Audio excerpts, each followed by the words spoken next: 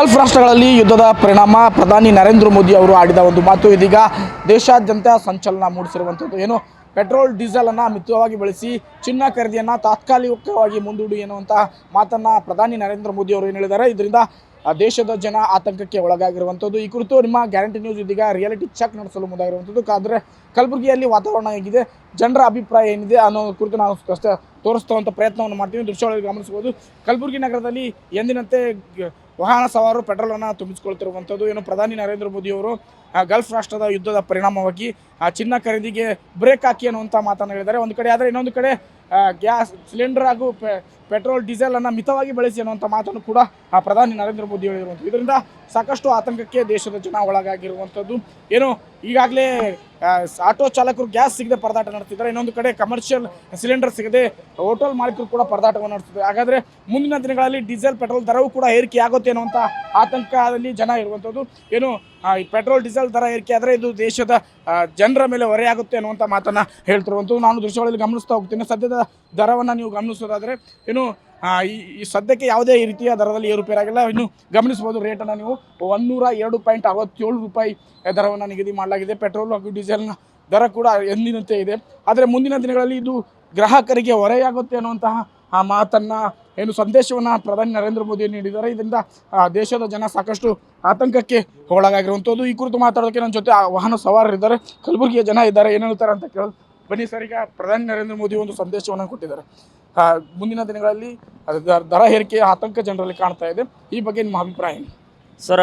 ಪಂಚ ಚುನಾವಣೆದಾಗೆ ಮಾಡೋದಿತ್ತದು. ಯಾಕಂದ್ರೆ ಪಂಚ ಚುನಾವಣೆ ಮುಗಿದ ಮ್ಯಾಕ ಅವಾಗೇ ನೀವು ನಿರ್ಣಯ ಮಾಡಿಲ್ಲ ನೀವು.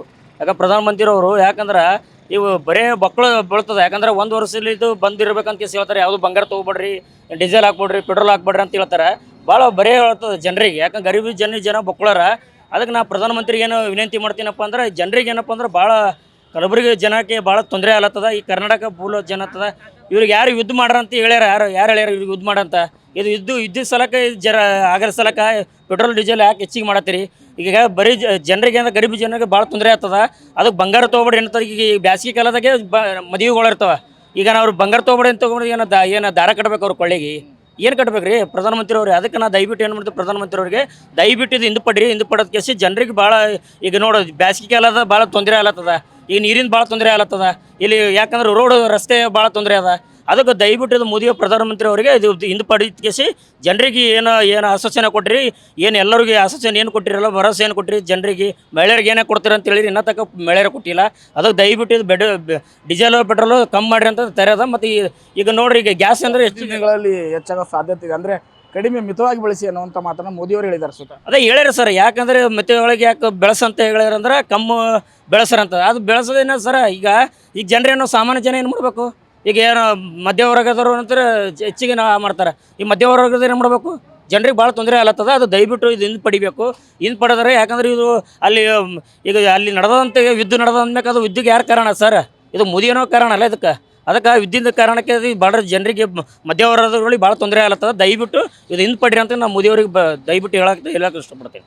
ನಮ್ಮ ಜೊತೆ ಮಾತಾಡೋಕ್ಕೆ ಹಿರಿಯ ನಾಗರಿಕರು ಕೂಡ ಇರುವಂಥದ್ದು. ಏನು ಪೆಟ್ರೋಲ್ ಡೀಸೆಲ್ನ ಕಡಿಮೆ ಬಳಸಿ ಅನ್ನುವಂಥ ಮಾತನ್ನು ಪ್ರಧಾನಿ ನರೇಂದ್ರ ಮೋದಿ ಹೇಳಿದ್ದಾರೆ. ಅಂದರೆ ಮುಂದೆ ಪೆಟ್ರೋಲ್ ದರ ಹೆಚ್ಚಾಗೋ ಸಾಧ್ಯತೆ ಇದೆ. ಏನು ಹೇಳ್ತಾರೆ? ದರ ಹೆಚ್ಚಾದ್ರೆ ಏನು ಸಮಸ್ಯೆ ಆಗತ್ತೆ ನಿಮಗೆ? ನಮ್ಗೆ ಎಲ್ಲ ತಕ್ಲೀಫ್ ಆಗ್ತದೆ ರೀ.